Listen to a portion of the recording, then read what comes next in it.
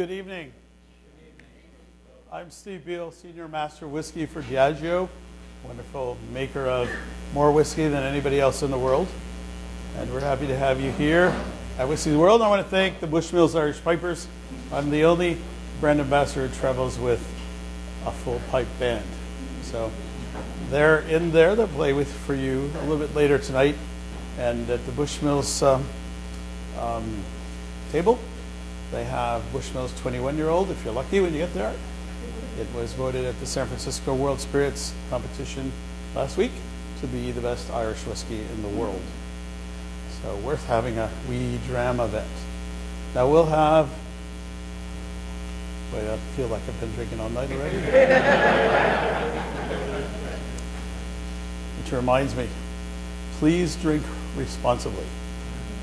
Love to have you as whiskey lovers.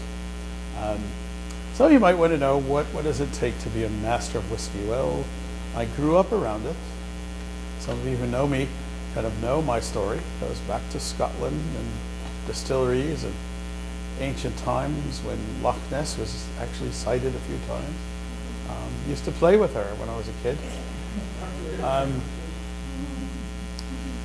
Through the mist of times, just involved in the whiskey business. Was a chef for a while. Also an ordained Anglican clergyman, member of the Episcopal Church. Come see me tomorrow at Grace Cathedral if you like in the morning. But I work full time for Diageo as their sort of minister of whiskey, if you will, double meaning. And it's always been my great pleasure to represent our brands, but my favorite ones are what we call the classic malts of Scotland. Classic malts, it's just a trade style to get together a collection of tiny distilleries who probably wouldn't be noticed if they were on their own very much. Many distilling companies in Scotland are huge. The big names that you know of have 25 or 30 stills. The ones we're tasting tonight, 2, 3, 4, 5. These are the boutique whiskies of Scotland from actually very tiny distilleries. Together, they make quite a lot of whiskey. In fact, together, they make half of all the whiskey in Scotland. But as individual distilleries, they're just little tiny favorites. And they come from all different regions of Scotland. They come from Edinburgh, where I've spent quite a lot of my life, clear up to the Highlands, out to the Isle of Skye, down to that famous place called the Whiskey Island. And all lovely, all beautiful, all individual, all unique. And we're going to take a little tour tonight. So are you, everybody able to hear me in the back? Okay, and plus we have a special little treat in a glass that's not on your tasting mat tonight that we'll save for a little bit later at the end. So to begin our tour, let's begin with a little bit of Whiskey 1A. Any of you beginners tonight? It's your first time doing one of these things? Good, good, good. Well, wow. We'll help you with that. When we talk about whiskey, we talk about a generic word that applies to any distilled spirit that's made from natural cereal grain, is fermented naturally without the addition of accelerants, that's sugar or fructose corn syrup or agave nectar or nitrogen blown through it or classical music played to it while it's fermenting. I'm married to whiskey, but tequila is my mistress, and I've made a number of trips to Mexico because tequila is kind of, in an odd way, a cousin, because it too is a naturally prepared classical distillate. And I visited lots of whiskey distilleries and lots of tequila distilleries. And one of them in Mexico, you went in and here was Brahms' concerto playing to the agaves. It's all right. It's all right. But no artificial additives during fermentation. Then, whiskey is always distilled in copper. It might be a column still that produces whiskey rather quickly compared to a pot still, looks like a giant copper onion, that produces whiskey rather slowly. The concept is still the same. We're going to take the alcohol out of fermented liquid and capture it. And in the process, we're going to purify it to make it potable, that's drinkable, and to make it taste good, and to make it safe for you. Because in the fermentation process, a lot of chemicals are created that are not really good for you. You've heard of going blind if you drink moonshine? Well, that's why we, legitimate distillers, do it right. To make it taste good and to make it healthy enough for you to drink it. So, yes, ma'am. What would be in the moonshine that would be bad? Well, yeasts are wonderful microorganisms, and the byproduct of them having sex with each other and making babies and all of that sort of thing, the byproducts of yeast are not just ethanol, but phenol and acetone and formaldehyde, and you know what they use for turpentine, lots of different kinds of things. So we want to make sure, because each one of those things has its own boiling point, when we reach a certain temperature, we know we're beyond the pale as far as taste or safety goes. So the first part of our distilling, we're going to take that stuff out, put it back in, redistill it again. At the end, we might take it out and get rid of it altogether. In some whiskey distilleries, for example, in Lawrenceburg, Indiana, they used to sell the tails of distillates to Wrigley's gum, because one of the byproducts of making whiskey is a thing called fusel oil, and some of the fusel oil actually tastes like Tutti Frutti or juicy fruit gum. Well, now you know where the flavor comes from, okay? Because there's lots of things when you're fermenting and distilling that are useful and saleable, but they don't necessarily taste good in whiskey. So the object of the distiller, to make it taste good, to make it safe, to make it pure. So we're going to take our grains, ferment them naturally, extract the alcohol in the column still that looks a little bit like your radiator turned on its side, or we're going to take and put in a pot still, giant onion, raise the temperature 1 degree at a time, and gently and carefully collect the evaporates as they come out of the top, recondense them, turn them back into liquid. By the time we're finished, all whiskeys, by the way, are distilled the equivalent of 2 times at least, sometimes 3. And that really only means technically up to a strength of just around 70% alcohol by volume, give or take, a little more, a little less. It's going to be absolutely clear, fiery and hot and delicious. And in the old days, that's the way we made whiskey. We didn't expect it to be aged and turned into these beautiful things that we have now. Finally, all whiskeys, after they're distilled, are all matured in oak casks. Now, over the last 500 years or so, perhaps a chestnut cask got in there, or a pine cask, or a cypress cask, but we've learned as an industry, as a whiskey community, that oak is the best way to go. The easiest way to go as well. The most plentiful casks are oak. And so now the rules call for oak. Bourbon, of course, aside from being made from 51% corn by law, also has to be aged in a brand new oak cask. That's very useful if you're Scottish and thrifty. In fact, many oak cask companies are owned in part by Scottish whiskey companies who lease or lend or sell their casks brand new to people like Jack Daniels or Tom Bullitt. The bourbon makers make the bourbon, then they can't use the cask again, so it needs to go to Scotland where it's perfect for making scotch. We also use sherry casks and otherwise sweet wine casks, rum casks, a variety of things, but primarily 95% of it is made in former bourbon casks. Some will ask me, when did that happen? Mostly after World War I it started to happen, because Americans were beginning to use brand new charred oak casks for making bourbon after World War I, after Prohibition. And it started to happen. By the time we got to World War II, almost all scotch was made in American oak casks, partly because in Europe, Spain was held by the fascists, and there was a shortage of sherry casks to be used to make scotch. So we're going to distill this wonderful liquid, put it in a barrel, and age it for a while. This all began about 1,000 years ago in Ireland. I always joke when I have my Irish pipers here because I'm Scottish and I hate the idea of admitting that the Irish invented whiskey. But they actually did. Monks, pardon? Uskaba, yeah, Uskaba. The monks from the mainland landed in Ireland needing to make alcohol, to make medicine primarily, and not being able to grow grapes or to make brandy. They made beer out of barley, which grows in 45 days, lucky for them, because that's how long the Irish summer is. And they turned that beer into the alcohol that we know today as whiskey. The monks called it aquavitae, water of life, for a very good reason. I'll get to it in a second. But when you translate that into Gaelic, it comes out ushkaba, wishkaba.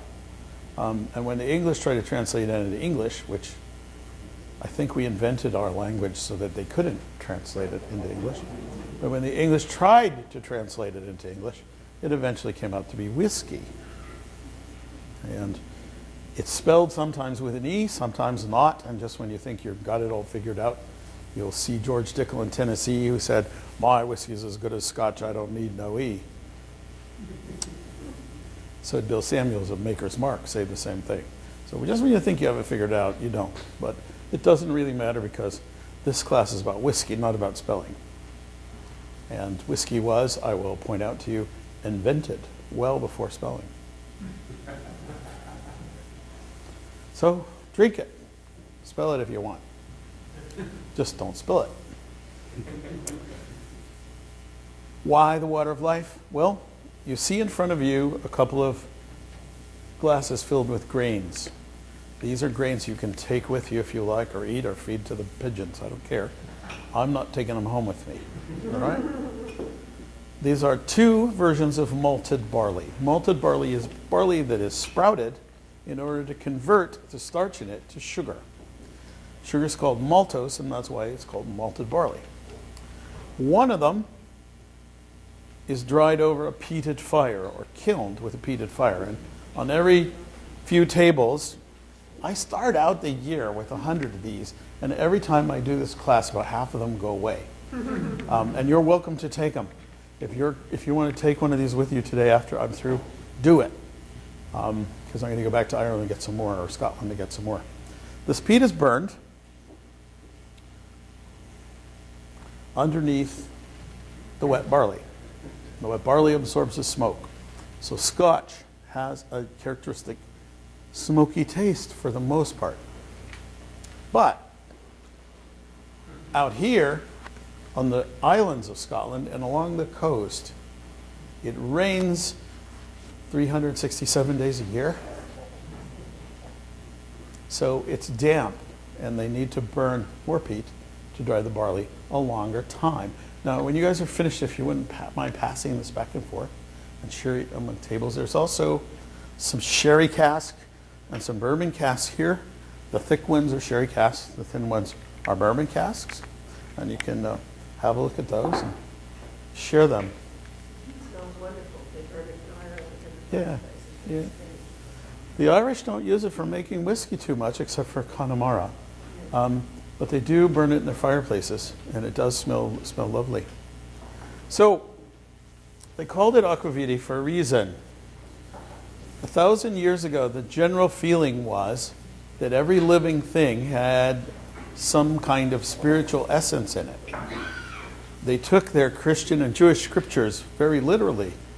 And when Jesus said that a grain dies and falls to the ground and sprouts and comes back to life, they took that to mean that that grain had real life in it, had the essence, the secret, the divine secret of life hidden inside it.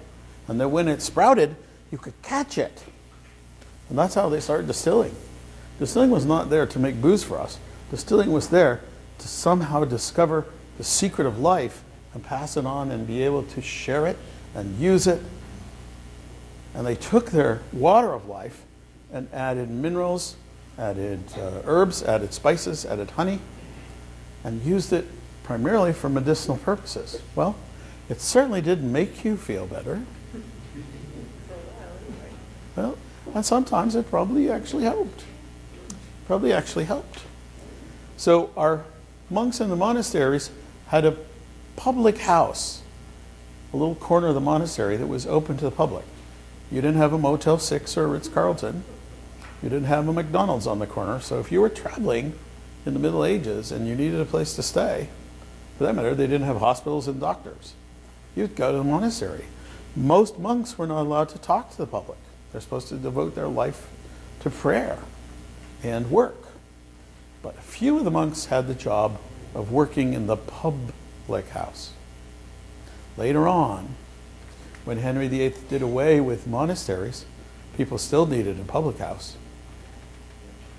And pubs began to appear all over the Isles. You'll notice I don't call them the British Isles. Please excuse me if I don't. Okay. These public houses appeared. The Romans had done this as well. They had a taverna, so the thing we know as a tavern. The Roman government decreed that every town or village over a certain amount had to have a licensed tavern where alcohol would be sold for medicinal purposes. During Prohibition, we also had whiskey sold for medicinal purposes. A lot of it. A lot of people were really sick during Prohibition. So that's kind of the history of it. So people began to make whiskey illegally all over Scotland and Ireland and England too. And they did it basically the way we've talked about it. Taking the grain, fermenting it naturally, distilling it at least twice, and putting it into an oak barrel. Mostly for convenience in the beginning, so some of those oak barrels were not too nice. They may have had whale oil in them, or vinegar, for example, or wine. On the other hand, barrels with sweet wine in them, like sherry or port. Aha, there was another story. The Irish win this one too. The Spanish Armada crashed on their shore in 1588. And the Black Irish, otherwise known as the Spaniards, came ashore with their barrels of sherry. And after they enjoyed the sherry, the Irish began to fill those barrels. And by 1608, Irish whiskey was so popular that King James I had Parliament pass a law requiring that they pay tax. And he gave Bushmills the first license to distill in the world. From there, it kind of spread all over. But the Irish used the sherry cask first, and that's how the tradition began. And totally by accident, we suddenly discovered that whiskeys taste good that way. Now, our little journey today will begin with Dalwhinnie, right in the middle of Scotland. Spent a lot of time in Dalwhinnie as a youngster. Highest distillery in the world, coldest place in Scotland, minus 22 degrees on Christmas Day usually. Whiskey ages very slowly at Dalwhinnie, and you'll see as you go up the main road from the south up to Inverness, you'll pass right by it. Heather on all the hills. So your Dalwhinnie should have a hint of heather in it, a bit of honey. By the way, it means meeting place. Who met there? Smugglers and thieves. Scotsmen who had a cow that didn't belong to them and they needed to get rid of, or a sheep, or some whiskey that they'd made illegally, always met at the meeting place. And that was that word, Dalwhinnie, is the Gaelic word for it. And they would exchange whiskey and I have no idea, probably just about everything. And above that point, it was really hard for the British Army to get. So it was a safe place for them to be. If you've ever been there, you could see the Brits coming for miles and miles ahead of time. In fact, there was one distiller up in the Speyside, Mrs. Cumming, who made the famous Cardew distillery. She used to have a bed and breakfast, and she used to keep house for the revenue agents when they'd visit the area. And she'd do their laundry, put it on the bushes, so all her neighbor women, friends, would know they were there, so their husbands would stop distilling illegal whiskey while they were in the village. Only woman really to be in the whiskey business. She loaned the guys who started Glenlivet the money to start the business. And she sold 2 of her stills to William Grant to start William Grant's Glenfiddich people. She's kind of the godmother of whiskey. So if you're in there, try a little Cardew. It's really lovely. It's from the Speyside. Anyway, Dalwhinnie, beautiful whiskey, heart of the Highlands, classic Highland style. But the one we have tonight is a Dalwhinnie that's been double matured. It spends 15 years in a bourbon cask, then another couple of 3 years in an Oloroso sherry cask. It's vintage dated. So I'm going to pick that glass up. I want you to hold it up to the light. Look for the droplets that form on the side of the glass, the diamond necklace. Then I want you to have a sniff. This lovely person here is going to let me enjoy this one. Have a sniff. Now take it away. Take your finger, drop a little water from your water glass. Just a drop or two. Okay? Make sure you hit it. You go to wake this baby up, you throw a little water in its face. In Scotland, when we baptize children, we expect them to cry because that's the devil escaping. In fact, we have a little silver cup in Scotland called a quaich. Any of you familiar with it? I'm a member of the Keepers of the Quaich of Scotland. We're the guardians of the Scotch whisky industry. And the quaich is often used to christen the children. So the first thing, the first water that's poured over them comes from the quaich. Then they eat their porridge out of it. Then they eat their dinner out of it. Then when they grow up, they drink their whiskey out of it. It's a two-handled cup. The cup of kindness referred to by Robert Burns in the poem Old Lang Syne. Anyway, have a sniff. Now I want you to take a taste.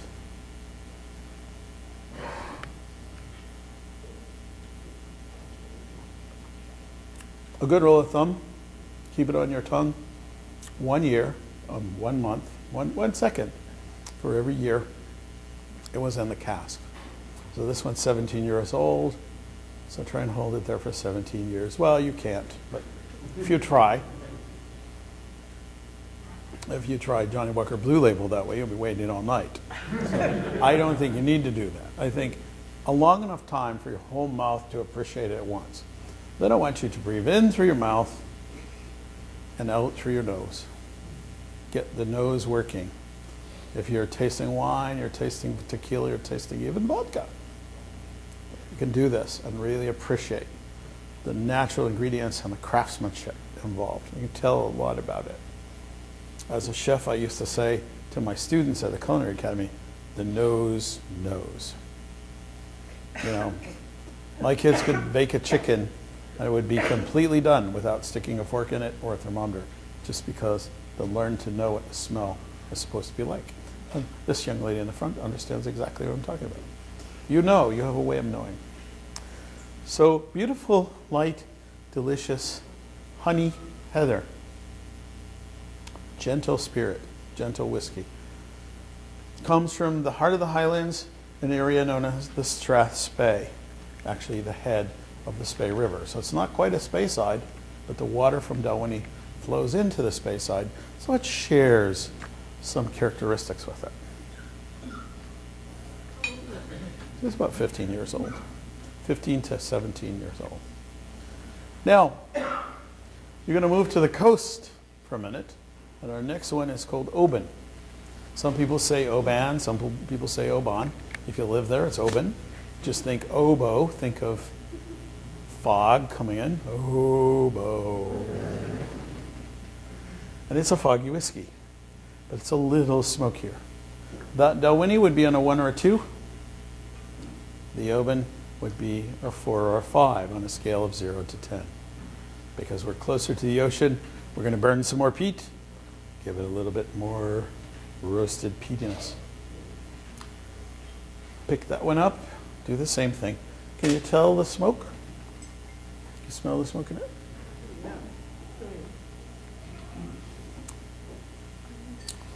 I did a wonderful dinner Thursday night in Walnut Creek at Ruth's Chris, whiskey dinner, and the chef put bacon in every single dish. Even in dessert, he had chocolate-covered bacon sticking out of the bread pudding. because he thought bacon and whiskey go together. Well, this is kind of a bacon and a little bit of smokiness to it. It's actually a catering truck. It's bacon truck. Here in Texas. Yeah, well, I like bacon. You probably could tell that. This is the kind of truck I would just follow around. Okay, good. Now I want to take you from Oban. By the way, if you ever go to Oban, the best fish and chips in the world is a place called Nori's. It's right outside of the distillery and to the right. And they give me mine free when I go because I tell all you should go there. But it's really worth it. It is, in fact, the best fish and chips that I've ever had in my life, and just delightful. By the way, all these distilleries are open to the public. And when you go, you can visit them, have a little dram at the end. They'll take you around and show you all the things that I'm talking about. If you go to visiting-distilleries.com, or discovering-distilleries.com, you'll find out how to go to and visit them. But we'll go back to the Speyside for a second, to a real classic whiskey called the Cragganmore. It's this white spot on the map up here. And when I talk about the Speyside, I talk about it very lovingly as the Napa Valley of Scotland. Anybody guess why? There's more distilleries there than anywhere else in the world in the smallest amount of space, and they all make very, very fine whiskeys.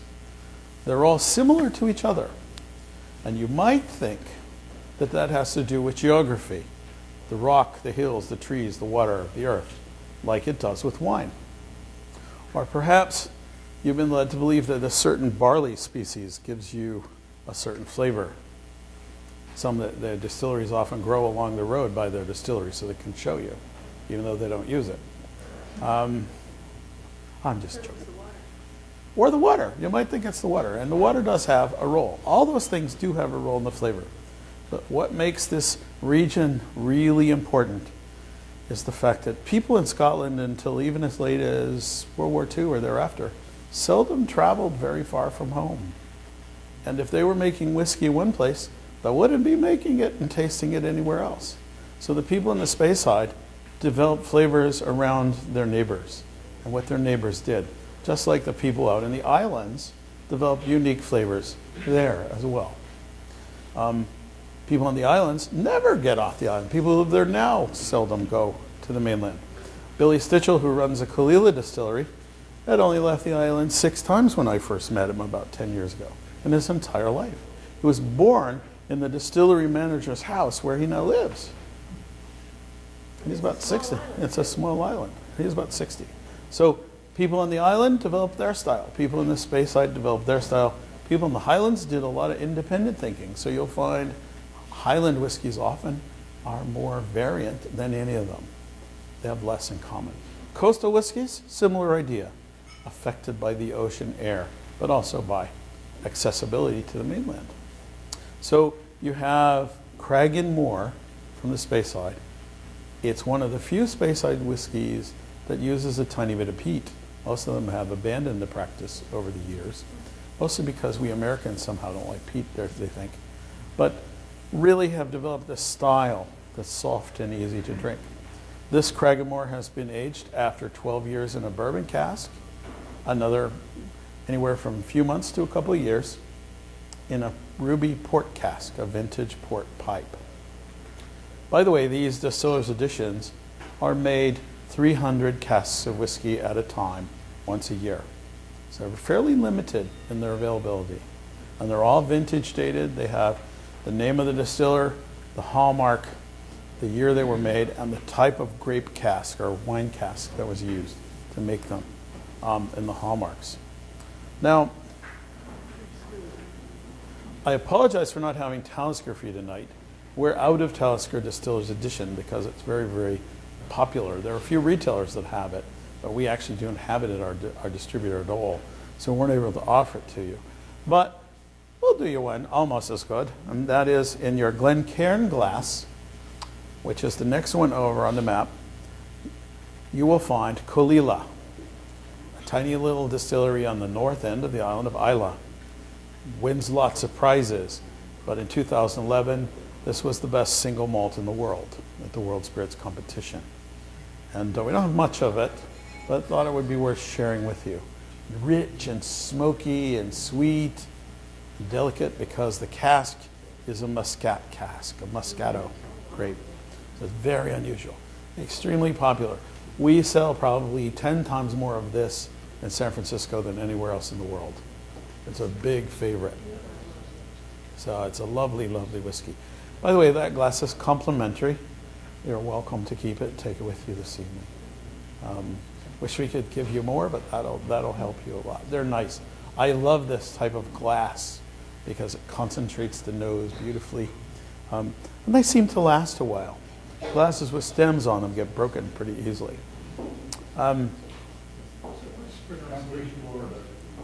What's the pronunciation of this? Just say coal, like lump of coal, and Isla. And it means the straits of Isla. Between the island of Isla and the Isle of Jura. The water flows really fast there. It's odd. There is another whiskey from Isla nearby that makes a whiskey called the Corryvreckan. However, Colila is the distillery that looks at the Corryvreckan. You can actually look out towards it from right on the water. The whiskey is made right overlooking the Straits of Isla. So lovely, lovely, beautiful, you know, almost that Sauterne sort of quality, a little bit of Chateau de Chem, if you will. Kind of really nice, really lovely. It's one of my favorites. If there's any left, I'm taking it home tonight. Finally, on your map, there is one whiskey from Lagavulin, and this is the famous Lagavulin Distillers Edition. You all know Lagavulin? Oh, yes. Famous granddaddy of all the Isla whiskeys, 16 years old.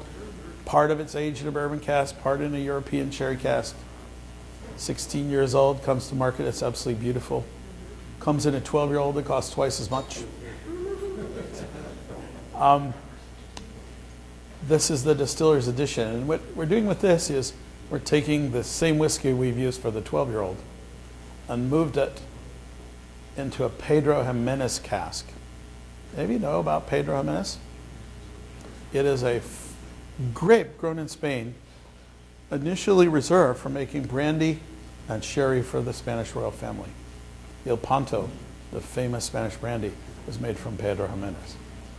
These casks are hard to get, they're very expensive, they're fairly rare. And to put the granddaddy of all Isla whiskeys into that beautiful cask is an exceptional thing. By the way, to sweeten the Pedro Jimenez, they take bunches of sweet, ripe grapes and throw it into the sherry to get extra sweetness and extra grape flavor from it. It's a beautiful, lovely stuff. And certainly one of my favorites. Sláinte.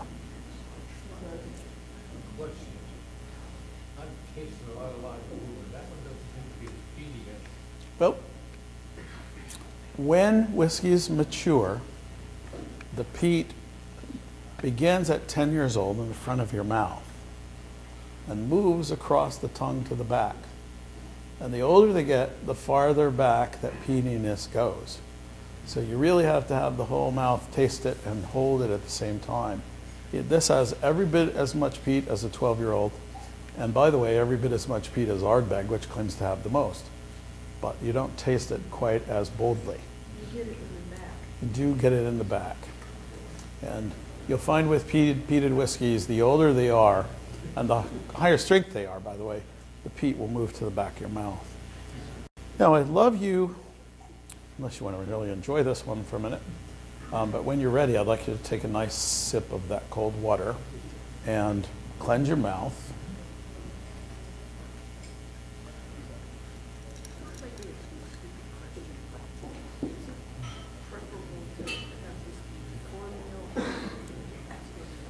Good question. It's not stupid at all. It's a wonderful question. Drink it before or after? I drink it all the time. I even drink it during. I have it for breakfast. But actually, you know, it's what's good for you, what's comfortable for you. What I do is I tend to drink a social whiskey before dinner. But that may be something like a Johnny Walker Black Label, which is one of my favorites. I talk about whiskey all day long, I just want to enjoy it when I sit down, for a cocktail. So to me, that's what I would do. Or if I were drinking a single malt, I'd certainly start with something light, and I would move my way to the peat later on.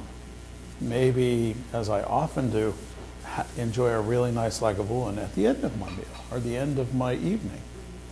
I occasionally like a cigar as well. So sometimes a little Lagavulin cigar is perfect evening, absolutely perfect evening. So we love to do it. But you might ask, do you put ice in it? And some of you have heard me say this. My grandfather's saying is, we don't make ice on purpose in Scotland. They don't put it in anything on purpose either. Even Coca-Cola. Go to McDonald's, you'll get it without the ice, unless you ask for it. You must be a Yank, they'll say. You go to some pubs, they will have one measly little ice tray with about 3-year-old ice cubes in it. So don't worry about that, but drink it any way you like it. If you want it at Scottish room temperature, it may need an ice cube. So just enjoy it, that's all I say. I see advertised these little stone cubes that you're supposed to freeze and put in your whiskey. Okay, I'm not going to comment on that because what I would say would probably not please them very much. Yeah, I had a feeling that might be the case. Okay. I get those given to me every Christmas. And I have a little niece who's about 4 years old, and I'm going to give them to her and her brother to build things out of when they get a little That's what they're good for, yeah. They're not bad, but they don't stay cold long enough. Well, Any of you make those things? Because I really, I shouldn't say things like that. They're nice people who do. But I think, if you mind your ice, if you're using it, and you have really clean, pure water, and your refrigerator isn't all full of Limburger and blue cheese, you're going to be fine. Anyway. I heard a story that they would take little pebbles out of the cold Russian stream and put those into the glass Oh, well. on the rock. Okay, that works. It's a great story. That works. I don't know, but it's the first time I heard it. So, but it's great. That's a good idea. Anyway, cleanse your palate a little bit with a sip of water. And we'll come to our final glass together tonight.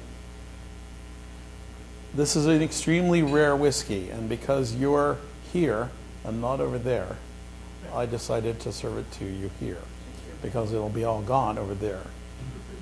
This is Rosebank, and Rosebank is a distillery that was closed in 1991. It's a lowland distillery on the Clyde Canal that goes between Edinburgh and Glasgow. It's near Falkirk, which is where many of my relatives live right now, so it's very close to home to me. It is a triple distilled, light-bodied, floral, Highland lowland style. By that I mean it's a Highland style made in the lowlands, okay? And we wish we hadn't closed it. We wished we'd have known then what we know now about whiskey becoming as popular as it is. Unfortunately, no, it's just all gone except for the brick walls that surround the distillery. It gets its name Rosebank because on the bank of the canal as it passed the distillery, we grew wild roses. And every spring you'd get this red and pink blanket in front of the distillery. And it just became known as Rosebank because of that. So anyway, it's cask strength, about 120 proof. Very soft and nice. Might be a little hot for you at first. So you may need and want to add a little bit of water. With cask drinks, I often do, but at the same time I sip them more slowly so that I can enjoy the flavors. What's happened to this, as this whiskey was aging in the cask the last 20 years, a little water and a little alcohol escaped, but the flavor never escapes. The flavor always stays behind. So it doubles and triples and quadruples over the years. So by the time a whiskey is 20 years old, especially in a cask like this, which was used a couple of times, so you don't get much heavy woody notes. Cask like this, you're getting just wonderful collection of very complex flavors. So anyway, I'm going to ask you to raise your glass with me. I see a lot of friends here at Whiskey of the World. We're here every year. We've been here every year since it began. It's a great place to meet friends, a great place to make friends. It's a great place to be friends. And there's a wonderful Irish toast. There's tall ships and wood ships, ships that go to sea, but the best ships are friendships, and may they always be. So here's to your lunch.